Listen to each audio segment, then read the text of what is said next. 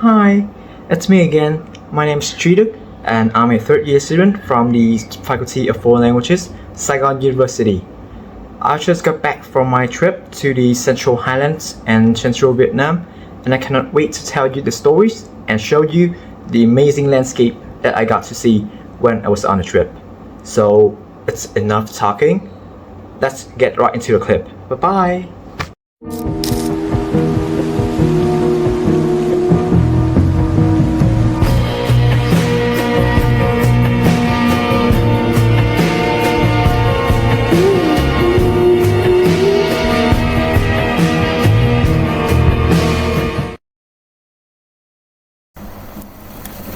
We started from Ho Chi Minh City and moved to Nha Trang for our first day.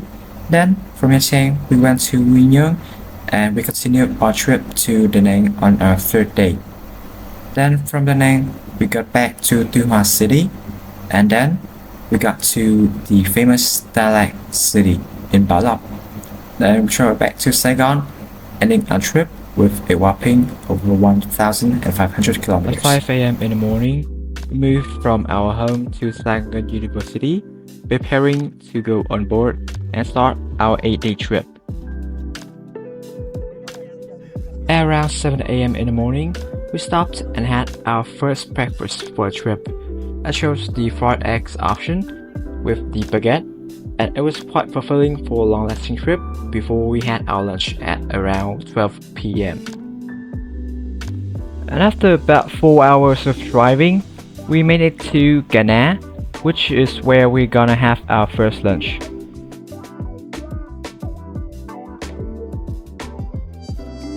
It was a pretty nice restaurant with a beautiful sea view. After having our lunch, we had some time to go on the beach to play a little bit and also to enjoy the sea. Then we continue our way to the hotel at Nha Trang. For the very first day, we were staying at the 4-star Nevada Hotel and the room was really nice. The view was also spectacular. After checking in, we got to the gym to do some exercises and also we swam a little bit in the swimming pool, preparing for the team building event in the afternoon at the beach. So we finally made it to Nha Trang, and after some rest at the hotel, we are at the beach and we are ready to win the team building event.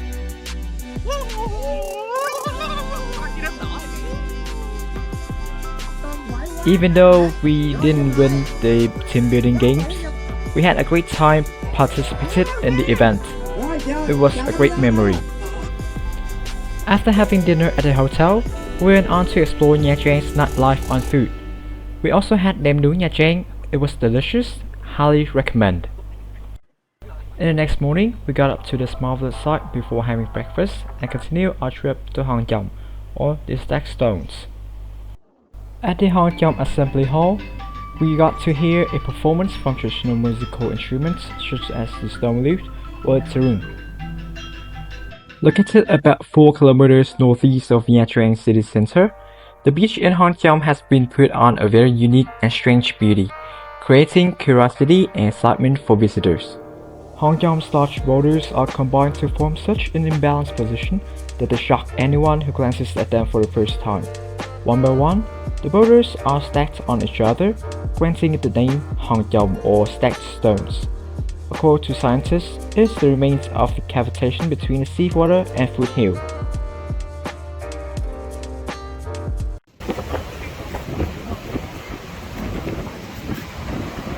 At Phú Yên to have lunch, we continued our trip to El Yacht Cliff in Quy Nhơn. We're at El Gió now, and it's cold, it's really windy. El Gió is beautiful in its own way with its rock cliffs in various shapes running to the sea. The mountain hosts the sea plays around the mountain, waves crash onto the shore with the sound of songs. Seen from above, El Gió looks very attractive, wild and primitive.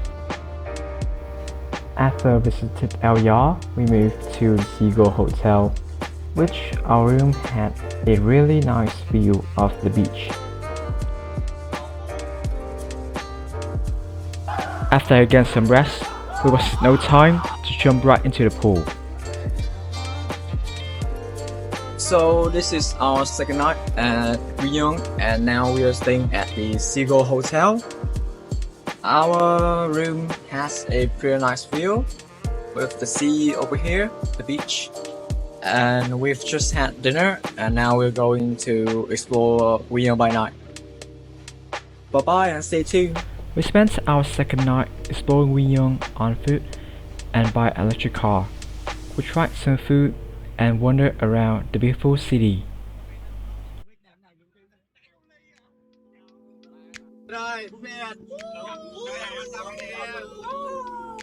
We also got the night market of Uyghur and tried some street food. At there, we saw a soccer field and decided to rent it for an hour and play some games.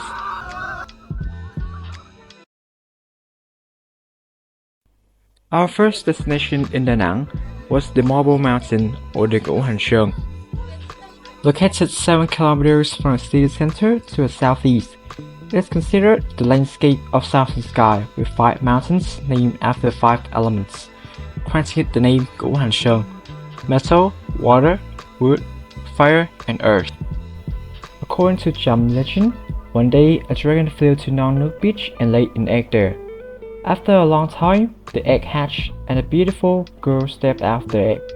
The eggshell was broken into 5 pieces that became the 5 magical mountains as we see today. For our field trip, we'll pay a visit to the Water Mountain or the Tuisheng. Mother Nature and human beings over the past few centuries have been making this place an art of sanctuaries.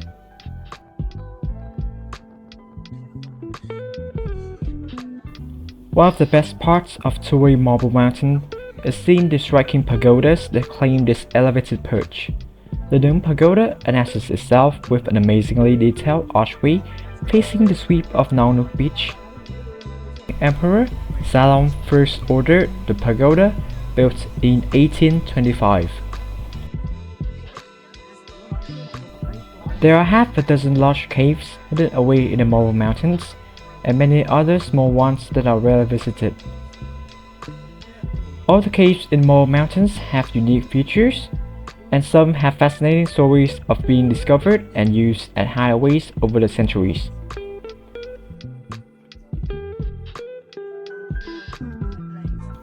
Huincong is the largest of the caves. The collapsed ceiling allows shafts of lights to pierce the dark cavern, creating dramatic spotlights inside.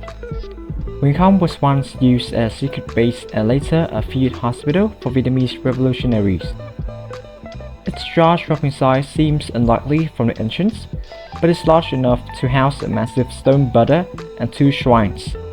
One of the shrines is dedicated to the god and goddess of matchmaking and is a popular spot for couples and singles to worship.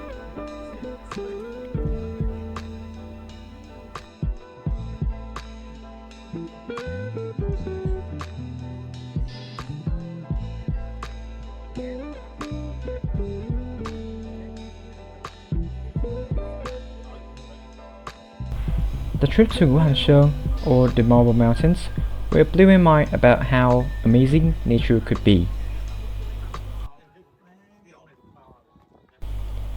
At night, we tried some special foods of Da Nang and went to visit the famous Dragon Bridge, which we were lucky enough to catch when it breathes fire and water. In the morning of our second day in Da Nang, we got a precious chance to get around the 4-star Golden Lotus Grand Hotel and learn about the hotel itself and also about the industry. We got to learn how events like weddings were held and about the room's type and the difference between them. We were also showed the different amenities of the hotel like the pool or the gym, and last but not least, we participated in a discussion about the hospitality industry.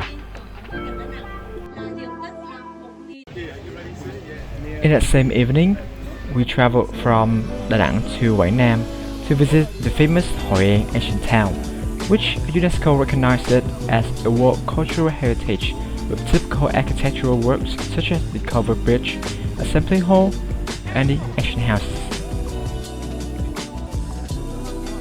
The Cantonese Assembly Hall is located on Chuang Phu Heritage Road with many unique architectural works of great historical significance.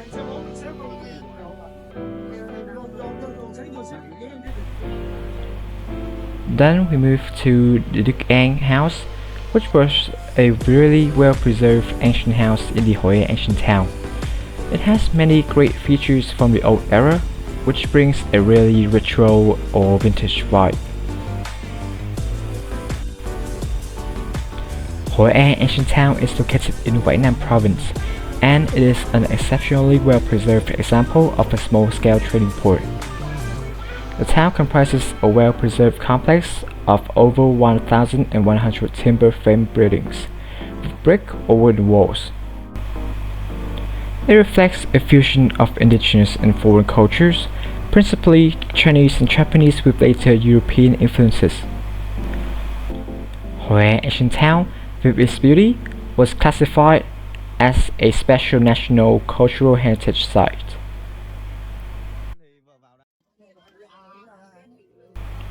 And this is me first time trying the famous smart drink while wandering around town. Getting around Hoi An by night is an absolute stunning experience because of the beauty of the sight. The lights from the lanterns above bounce off the yellow color of the old houses, creating a mesmerizing scene. And here in Hoi An, I had a great experience interviewing a cute couple coming from England about their experience in Hoi An. First of all, hello, my name is Đức, and may I ask what's your name? Yeah, my name is Oliver. And this is I'm Jessica. yeah, Nice hello, to meet Oliver you. and Jessica. Hello. Nice to meet Nice to meet you. So, where are you guys from? We're from London, England. Yeah. And how long have you been in Vietnam? Week now. It's been 1 week. Yeah, about Yeah. 1 week. Yeah. So, have you been to anywhere else from Hoi An? Yeah, we started in Hanoi, and then we were there for 2 days, and then we went the overnight train to Da Nang. Yeah. We Yeah, it liked was Da great. Nang. It was nice. Da Nang was good, and we spent 2 nights in Da Nang, and then we've travelled from Da Nang to Ang Bang Beach. We spent 1 night there, and then we've travelled to Hoi An. So, what were your initial thoughts when you first arrived in Da Nang or Hoi An? We love Asia. I mean, we've been travelled to Asia maybe 4 or 5 times, and it just felt like, wow, this is amazing again. All the activity, all the energy in Hanoi, all the restaurants, all the food was amazing. The people were really friendly. So. And trying to cross the road is fun. Yeah, right. The extreme activity for foreigners You in have to just Vietnam. concentrate the whole time. So what were your experience in Vietnam? Was it good? The local people were they Yeah. friendly? Really very. great. Everyone, as soon as we turned up into the hotel staff were all great. They're really helpful, trying to advise us where to go, where to eat. And everywhere we walked and spoke to everyone in the restaurants, have been really, really kind and really friendly. Obviously, there's a language barrier between the two, but makes it fun. Makes it fun. It's always a good way to get over it. You know? Good job. So have you been to the southern part of No, Vietnam? not yet. Not yet. No, we thought we'd experience the north and do it properly rather than try and get through the whole country. So we're going to come back, obviously. We'll come back and do the south because we wanted to spend enough time in each location and see it properly. We like to explore and just walk and just see the whole area, and maybe not see all just the tourist bits, see on the outskirts and walk around. So we thought we'll do the north this time, and then another time we'll do the south separately. And were there any bad experience when you? Not yet. No, we've enjoyed everything. not yet. And I No, think it's because we come from a busy city, Yeah. we're used to, dealing with lots of people all at once. Yeah. So, yeah, we enjoy that side of things. Yeah, we've I've not had a bad experience yet. It's been good fun. I mean, we're not at work, which always helps. And then we're back in Asia. We've been in Vietnam, so Yeah. we are time. Definitely. For our fifth day, we are traveling from Da Nang to Tuy Hoa City, and we arrived there at the afternoon. After some rest at the hotel, we are free to explore Tuy Hoa by night, and we called an electric car for him to take us around the city, and we went to the Nguyen Pham Tower Square. Thanks to its beauty, Nguyen Pham Tower has become an attractive destination that visitors should not ignore when visiting Phú Yên.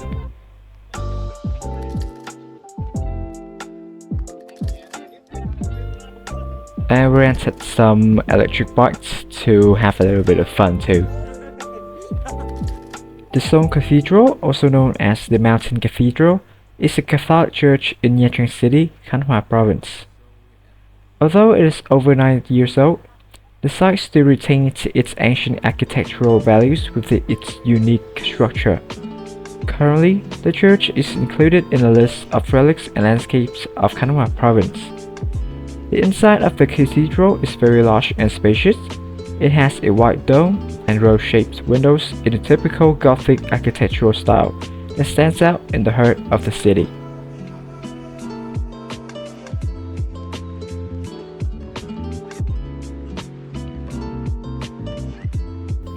We then continue our journey to the Institute of Oceanography. Visiting the institute, in addition to admiring the beauty of hundreds of tropical marine species, visitors can also learn about more than 10,000 species of creatures that are being stored. The experience was great. There was a large variety of marine species being displayed in tanks, which makes me feel like I'm in deep down of the ocean. Undeniably, National Oceanographic Museum has made remarkable contributions to marine education and local culture. It plays a significant role in protecting the ocean environment and raising public awareness about national underwater resources and territorial sovereignty. As a research institute and a public attraction, the museum is a trustworthy destination for those interested in marine science and deep-sea life. From Nha Trang, we then got to Đà Lạt, and the trip there was amazing, with the beautiful view on the way.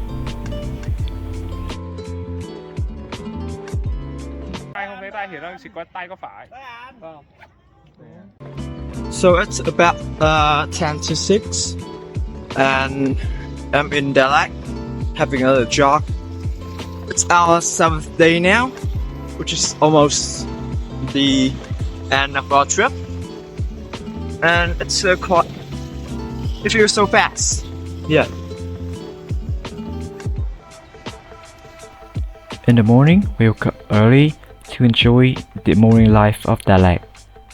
We got to Đà Lạt market and drank some hot cocoa, ready for our long day. The first tourist attraction we got to at Đà Lạt was the Bảo Đại Palace. Not far from the center of Đà Lạt to the east-south, the Emperor's Bảo Đại Palace one stands on a charming hill at a height of 1,550 meters and 60 hectares wide, surrounded by lush pine forest. Then we got to the Đà Lạt station. Coming to Đà Lạt station, the first thing that impresses tourists is the station's ancient architectural style. Its overall architect covered the whole station area, displaying typical features of the French colonial style at that time. Our third destination would be the Domaine Mary Church, also called Mayan Church or Cherry Church, which is home to the Roman Catholic nuns of the Mission of Charity. The Vietnamese arrangement of this church makes it special and different from the classical churches from Europe. The roof of the church has the origin from the design of nhà rồng, typical type of sloped house in Central Highlands, Vietnam. We then on our way making it to the Lang Biang mountain. After about a 3 kilometers ride by car, we'll finally make it to the top of the mountain. Atop Lang Biang mountain in Đà Lạt lies a breathtaking panoramic view The view from this lofty peak unveils a mesmerizing tapestry of lush greenery, rolling hills, and the lake's picturesque landscape. It creates a stunning vista that captivates the senses. Then, we move downhill, going to a restaurant where we're gonna have our last and final dinner of the trip. We tried some Taiwanese cuisine delicacy and played around for a little bit, before coming to the main part. We learned and experienced the authentic Gamjin Taiwan or the Taiwan Gong's culture.